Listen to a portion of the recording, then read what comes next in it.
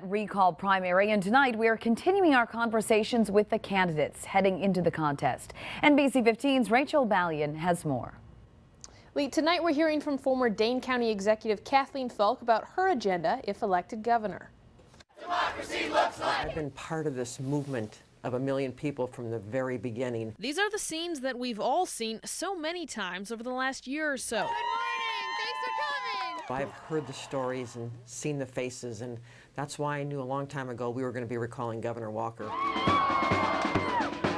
And an issue beating at the heart of that recall rhythm, restoring collective bargaining rights. That's something that Governor Falk says she'd pursue. The only way you can restore collective bargaining is through the one bill that has to pass the legislature, and that happens to be the budget bill. We asked her what her backup plan is if that doesn't work. Here's what she said.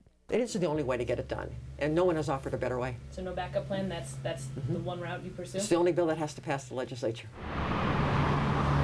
Falk also says she'd make education a top priority. The last thing the governor should have done when we have people who need jobs and job openings is to cut the technical college system where they get the training to connect with those jobs. Our technical college system is the place people get their lifelong learning, and when we've got people who are hungry for jobs and we've got employers looking for skilled labor, it's just a logical connection to fund that technical college system. Under her plan, at least one corporate tax break would likely hit the chopping block to restore funding to the tech school system. Governor Walker created last spring that he said would produce jobs, and we now have sadly seen did not.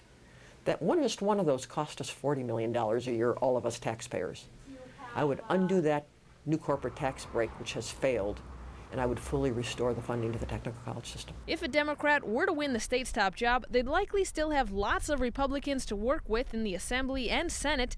That's a scenario Falk says she could handle. I've done it as a county executive. You know, I've worked with Republican sheriffs and Republican DAs and a 37-member county board, and I respect that process, and I was very successful at working with people, compromising, reaching agreement, negotiating. That's what I'm good at doing.